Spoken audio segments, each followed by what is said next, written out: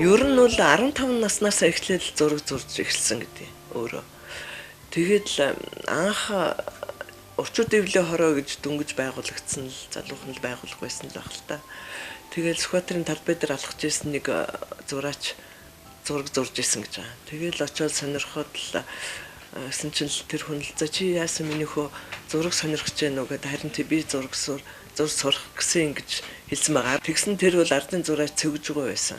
Тэг анхны багш нь болоод тэгээ Чойдог гэд бас их мундаг зураач Орчууд дэвлээ хорооны анхны дарга тэр хүн дээр дагуулж очивол энэ хүү зураг зурх сонирхож байна гэдэг. 45 онд Монголын одоо анхны дүрслэх урлагийн сургууль байгуулагдсан.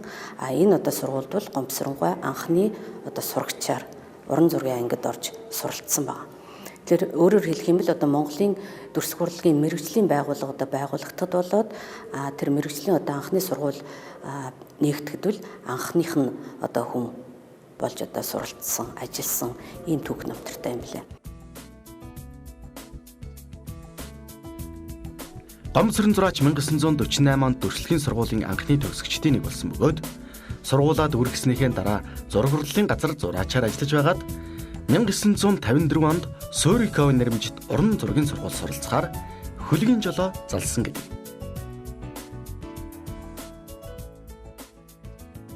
Тэгээ маань бол тэнд очиод 3 жил сурсан баха. Академик сургалт одоо жинхэнэ Европ школчтой ер нь манай ихэнх зураачд бол Оросын холбооны одоо тэр үед бол Союзд бол сургалт төгсөж исэн. Тэгээд 45 онд сураад 49 онд анхны номер 1 гэсэн зураачийн мэргэжлэр бол дүрслэх урлагийн дунд сургуулийг төгсөж исэн. Тэгээд агуу багш нартай байсан Чойдоггой байна. Ятамсронгой байна. Цэвгчвгай байна. Гарын шавн байсан шүү дээ цэвгчвгай. Тэгээд дараа нь бол мэдээч хэрэг одоо 15 оюутан байж байгаа 9 төгссөн гэж ярьдаг юм байна лээ.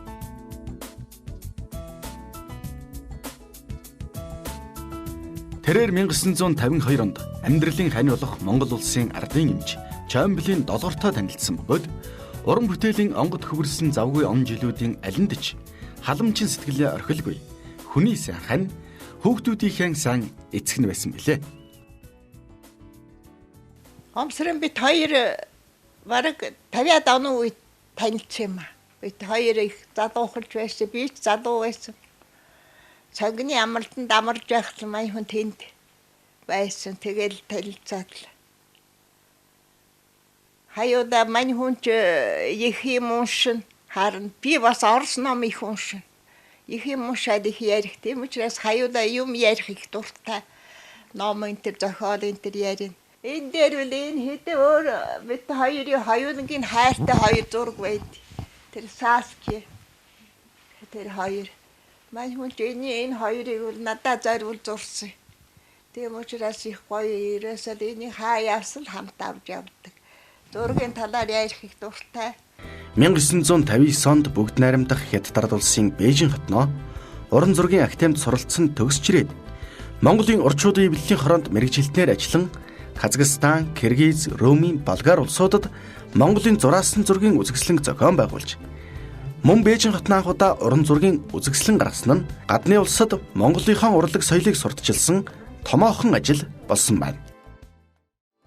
Түүнийг суралцаад ирэх үед Монголын аж үйлдвэрийн бараа бүтээгдэхүүний сав баглаа бодол тун ядмаг байсан тул их завгарыг нь зурж хэвлүүлэх ажилд шамдан оролцож улсаа төлөөлөн анхудаа бүгд найрамдах ардчилсан Герман улсын Лейпциг хотноо бүтээлүүдээрээ үзэсгэлэн гаргажээ. За тэгэхээр Гомбосронгой одоо хамгийн том дүрслэх урлагийн салбарт оруулсан хувь нэмрэл яхахгүй одоо Монгол зураг байгаа. Тэгэхээр Монгол зураг гэдэг нь тухайн үед хамгийн одоо анх Монгол зургийг Европын одоо уран зургаас өөр байх сэжүүрийг тавьсан хүн бол Марзан Шаров мөн одоо цагаан жам бид нарගේ зураач нар бий л дээ. За тэдгээр одоо хүмүүсийн бүтээлвэл нэг хавтгай дээр маш олон үйл явдлыг төрсөлдөг. Гомбосронгой хувьд л нөгөө Хятад суралцахтаа Гохо гэдэг зургийн нөгөө тийм дээдсийн хүрээний амьдралыг зурдаг энэ удаа арга барил зурсан учраас их монументал хэллэгтэй.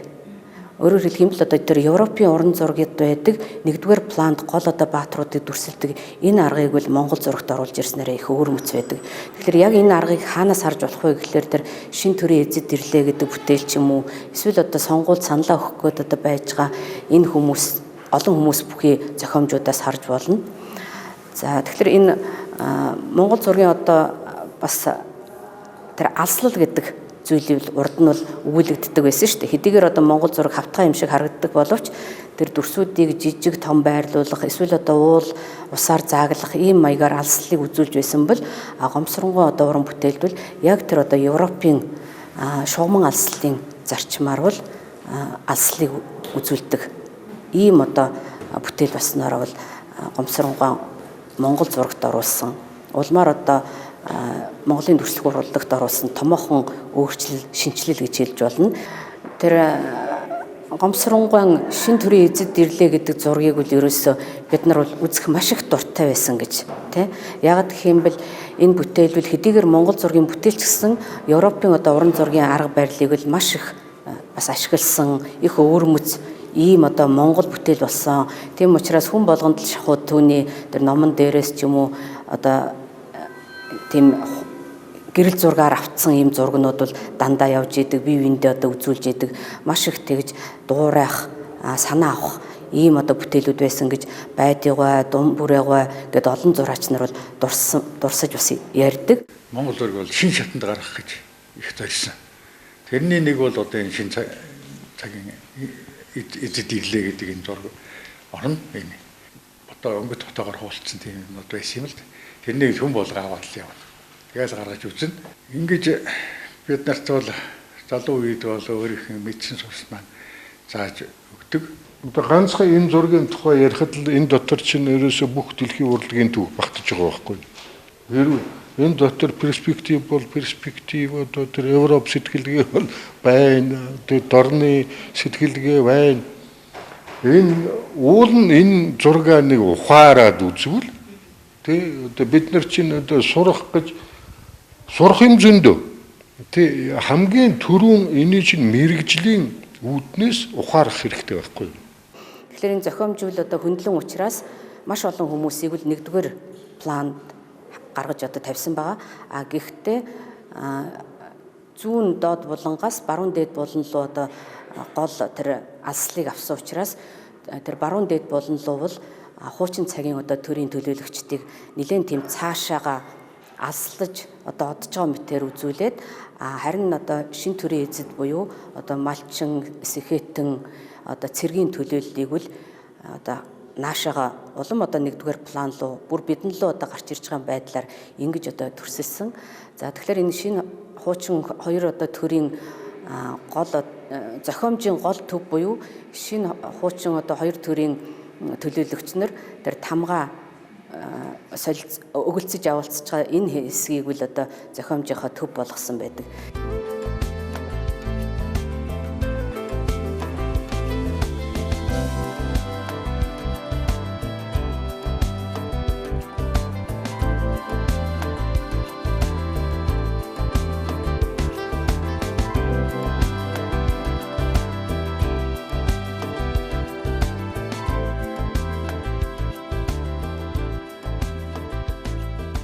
Монголын зураачдын залуу үеийн зураачдын төлөөллийг цуглуулад Монголд плакатын урлаг гэдэг юмыг анх бий болгох гэж одоо тэр хичээл заасан. Планшет гэдэг юм нөгөө цаас татсан шүү дээ. Тэрнийг анх хэлээл заасан байгаа. Эхлээл ингэж татдаг юм бэ. Тэр үед энэ багшийн дээд сургуулийн хаанч тэр цаас маасыг татдаг зохиол уран зургийн сургуульд бол зааж байгаа. Гадаадч барыг заадгүй юм да. Нэрээс бас нэг онцлог юм юу вэ гэхээр Гомсронгой бол Монголын дүрслэх урлаг гэдэг сэтгүүл анх 1970 онд бий болсон байдаг л да. Ленин мэдсэний 100 жилийн ойгоор. Тэгээ энэ сэтгүүлийг одоо бас тэр хэвлэх яг хэвлэх ажиллагаанд нь оролцож исэн бэ гэхээр бас Гомсронгой ч нөгөө Германд байхдаа хэвлэлийн мэрэгчлэр суралцаад тэрэн дээр одоо түшиглээд Монголд бас одоо анхны хэвлэлчин бүлгийн үйлдвэр гэдгийг байгуулсан. Гэтэ энэ үл одоо улсын хэвлэлийн комбинатаас өөр штэ. Монголын орчуудын хэвлэлийн дэргэд байдаг тэр хэвлэлчин бүлгийн үйлдвэр гэдэг бол дандаа торгон хэвлэл хийдэг, тэ өнгөт хэвлэл хийдэг. Энүүгээрээ их онцлог тэ даавн дээр эсвэл одоо ямар нэгэн материал дээр одоо төрөлх урлагийн бүтээлүүдийг буулгадаг гэднэр ийм одоо өвөрмөц хэвлэлийн үйлдвэрөл байсан л да. Тэгэхээр энэ үйлдвэрийг л бас л одоо гомсронгой анх бий болгож тасгаас нь эхлээд дараа нь одоо үйлдвэр болтол энэ хүмбэл анхаарч ажиллаж явж исэн. Мөн одоо энэ үйлдвэртвэл дүрслэх урлаг гэдэг тэр Монголын одоо анхны мэргэжлийн сэтгүүлийг хэвлэж исэн. Энэхүү одоо сэтгүүлдвэл бас одоо гомсронгой дандаа өгүүлэл бичиж тийм Монголын дүрслэх урлаг өнөөдөр ямар төвшөнд байна, хоошид юун дээр анхаарах юм гэдэг тал дээр бол ихээхэн зүйлүүдийг бичиж исэн байдаг. Монголын орон зургийн салбарт тод мөрөн үлдээсэн энэ хүн Берлин хотын үндэсний галерейд 18 дугаар зууны үеийн Францын зураачийн гэмтэлтэй зургийг сэргээх. 1600 жилийн өмнөх занданшуулсан Египтийн шарлийг эрентхэн зургийн аргаар онцлох зэрэгт хөв нэмрэн оруулж 1913 онд Английн эрдэмтэн Ойр Лиштейний эртний Монгол нутагт Коча Турааран хотуудын туурт хийсэн археологийн малтлагаас гарсан ханийн зургуудад судалгаа хийж хуулбарлан зурсан бүтээлүүдээ Занвазрын нэрмжит дүрс төрөлгийн музейд хүлээлгэн өгсөн нь өнөө хүртэл олон хүний мэлмийг милаасаар байна.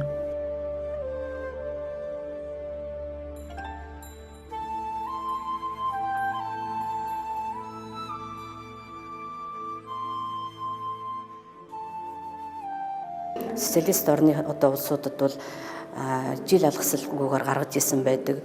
Мөн одоо тэр Финлянд ч юм уу бас одоо 3 дахь орнууд гэж нэрлэдэг байсан. Тийм ээ тухайн үед энэ орнуудад бол гаргасан байдаг. Ялангуяа одоо Францад бас Монголын дүрслэх урлагийг бол анх удаа толилуулснараа энүүгээрээ бол одоо гомсронгой Монголын дүрслэх урлагийг судлах, сурталчлах ажилд бол бас их онцгой хувь нэмэр оруулсан хүн гэж ингэж одоо хэлж болно.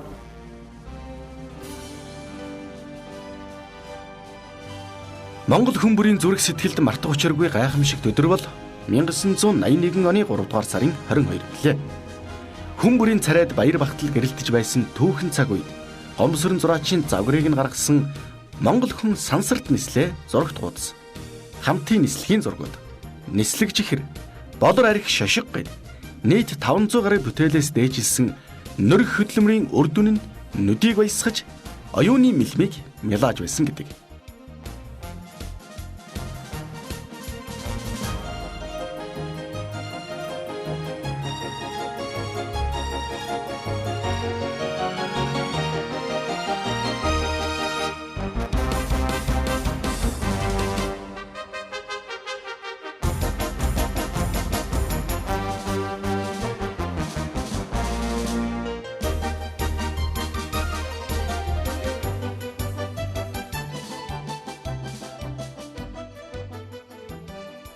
За гомсронгой бол энэ Монгол зөвлөлтийн сансрын хамтарсан нислэгийн бүхэл зураг, скиц, тэмдэг, эмблем, наалт одоо юу гэдгийг хэрэгцээтэй бүх одоо зураг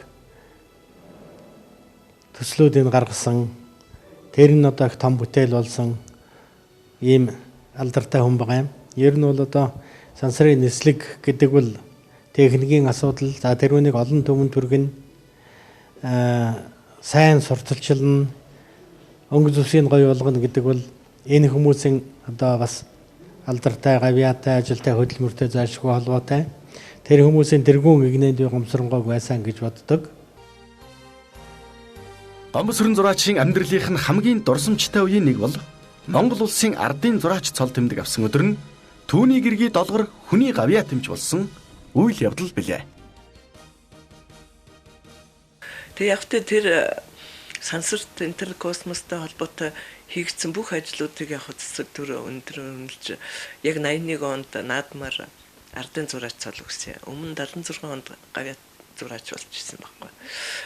Тэгээд яг наадмаар би шагнал авах гэж байна. Яг мэдэж гэн гэл байсан. Тэг бид нар гоодой тусланд гараад манай тухайч нь яг за шагнал авах гэжлээ. Тэгэл цэцэг байрч талбай дээр зогсно тухайн үед мэдгүй хилдэгчгүй 7 сарын 10-нд байжсэн чинь аав утс чинь ээж чинь бас шагналд тодорхойлогдсон. Ээжигээ л олж ирэх хэрэгтэй гэл тэр үед чинь такси юм олдохгүй өстө бүр хичнээн амар сандарч л би гүйжсэнээс бүр тэрийг мартдаггүй маа. Тэгэл маам чинь лагер дээр л дүүтэй дээр үлдсэн. Тэгээ манай нэг хөргөн ах байсан Москвичтэй. Тэгэл уцтдсан. Одоо ингээл маамиг яаралтай авчрахгүй л болохгүй ч одоо шагналд бас яатсан байна. Тодорхойлогдсон дуудаж гин гинэ гэл. Тэгэл өстө хар хурдаараа л машиндаа суугаад л годор өрхөн бас зайтай шүү дээ. Тэгэл давчирчл хой долгороо хурдлаараа чамайг гомсрон дуудаж байна. Таяр хамт шагналд орж байгаа юм байна гэл. Тэгэл дээлмэл өмсөл. Тэгэл хоёулаа шагналд аав ардын зураач цол тэмдэг аваад ээж гавьяа тэмчин цолыг бас 81 онд хамт нэг зарилгаар авч ирсэн. Монгол эх оронд бурхнаас илгээсэн гэмээр байглаас заяасан авьяастай. Үүнийгээ өвггүй хөдөлмөрөөр нь тордож, уран зураг, дүрслэх урлагийн хөгжил тод том руу хувь нэмэр оруулсан гэдгийг ингэлчлэх олон бүтээлийг дурдж болно. Одоо хурлын заалны чимэглэл гэдэг одоо тэр хүний уран зураачийн хүний хувьд бол бас эн чинь бол ерөөсөө нөгөө чиглэл гэдэг одоо бид нар бол чиглэлэл баримтлаа шүү дээ. Одоо сахины зураач сахиа, гутлын зураач гутлаа. Тэгэхээр тэр үед бол тэгэж яадаг. Универсал одоо их олон талын юмыг тодорхойлдог. Тэгээ тэр аавынхаа тэр одоо заалны чимэглэл гэдэг маань харж байхад зүгээр нэг амьгүй нэг хоосон зүгээр нэг одоо тэмээ цэцэг дэлбэч гэдэг юм тийм биш. Заавал нэг тэр нөгөө нэг санаа агуулж исэн тэгээд сэтгэлж ингэж исэн тэр цэцгийн тэр одоо тэр нөгөө навчны зураг гэх юм уу тэрэн дээр бол тэр агуу одоо тэр философик бол дандаа гаргаж чадчихсан. Хүн бүхэн зураг сэтгэлдээ туулах зам явх мөрөө зурсаар байдаг. Гомбосрөнгөн амьдралынхаа сүүлийн жилүүдэд зурсан байгаль, аймад, уул толгодыг харахад ухаарл, өвжрэл бодрлыг мэдэрдэг нь түүний зүрх сэтгэлдээ бодож бясалгасан бүхнээ их нутаг үр хоочтой уран бүтээлээрээ дамжуулан үлдээсэн хэрэг бизээ гэж тунгаана.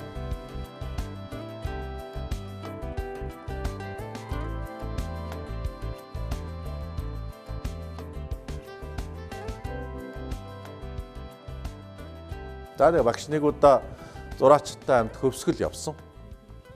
Хөвсгөлийн ерөнчин төм хөвсгөлийн баахан сумдуудаар зураачтай яваад багш чинь бол нэг л тийм том дарга гэж зураачд боддог байсан. Нэг л том дарга урчуудын нуруу сайхны фонд эрхлэгч аймаар том дарга даргын ажлыг хийсэн. Тэгээ байжсэн чинь нөгөө том дарга чинь нөгөө манай зураачтай хөвсгөл рүү явдیں۔ Хөвсгөл рүү яваад хүрээд ирсэн чинь манай зураачд ямар аймаар юм бэ энэ танаа багш чинь яатсан гэсэн. Үгүй ёстой аймаар юм. Чид үзэсгэлэнгийн үзээч. Тэгэл бид нар үзэсгэлэнгийн үзсэн чинь ер нь байгалийн судалбар зураг гэдэг чинь бол зөвхөн ийм тэмдэглэгээ байхгүй юу? Өнгө будаг ингээд судалбар тэмдэглэгээ хийх хэрэгтэй. Тэгсэн чинь нөгөө биер одоо биерний уран чадварыг эзэмссэн маш их чадвартай зураач чинь тэнд судалбар хийх биш жижиг хэмжээний байгалийн уран бүтээл бүр дуусгаад хит дуусгаа ийцсэн. Тэгээгүйн ч одоо тэгээ зураачд гайхдаг байсан. Гүч судалбар биш шүү дээ. Танай гомбоо гэж чинь бүтээл бүр дуусчлаа шүү дээ. Цаатч бүр газар дээр шууд дуусгаад байх юм шүү дээ. Бүр одоо эрс мөрсөгдөр морь мал сумын төв мөв гүдэрий ч одоо ерөөсөө дууссан зураг зурчаад ерөөсөө болохгүй. Тэгээ багш өөрийгөө бол чадлыг тэгж гайхуулж байгаа байхгүй. Одоо судалбар хийх гэдэг өдөө байгалийн судалбар хийхдээ бол яг л бүтэн картин одоо уран зургийн хэмжээнд тэгж гүйцэтгэдэг тийм уран бүтээлч хийсэн. Тэр нь бол надад маш их таалагддаг.